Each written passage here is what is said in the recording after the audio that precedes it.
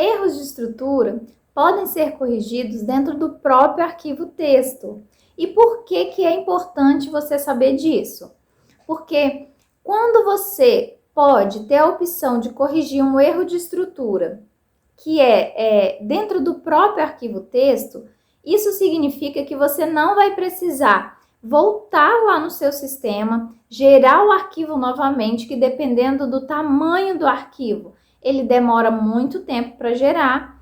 Aí você não precisa voltar lá no sistema, gerar o arquivo de novo, preencher todas as informações que o arquivo pede, anexar todos os arquivos para depois vir aqui e importar no validador para ver se por acaso aquele erro foi corrigido.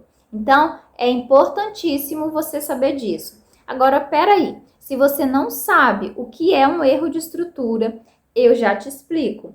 Erro de estrutura é aquele erro que acontece quando você importa o arquivo pela primeira vez lá no validador, que é o nosso PVA, nosso não, da Receita, lá no PVA, e aí você não consegue prosseguir com a validação. Ele trava ali na hora. Por quê? Porque aquele erro é um erro de estrutura. Vou te dar um exemplo de um erro clássico de estrutura. Acontece muito erro de estrutura quando você tem quantidade de dígitos diferente do que a regra pede. Erro, por exemplo, quantidade de dígitos do CNPJ. Essa quantidade de dígitos é padrão. Todo e qualquer CNPJ tem que obedecer aquela quantidade de dígitos, correto? Porém, se você, por um erro de digitação ou por um erro de preenchimento lá no seu sistema, colocou a quantidade de CNPJs maior ou menor do que a regra pede, acontece um erro de estrutura. Por quê? A estrutura do arquivo, o layout do arquivo não foi atendido ali naquele campo. Então, quando você visualizar um erro de estrutura, é porque alguma regra não foi cumprida, né? De forma básica, né? São regras básicas. Então, quantidade de dígitos, né? Que o arquivo chama de quantidade de tamanho do campo, é uma regra básica e que vai colocar o seu arquivo nessa posição onde ele está com erro de estrutura.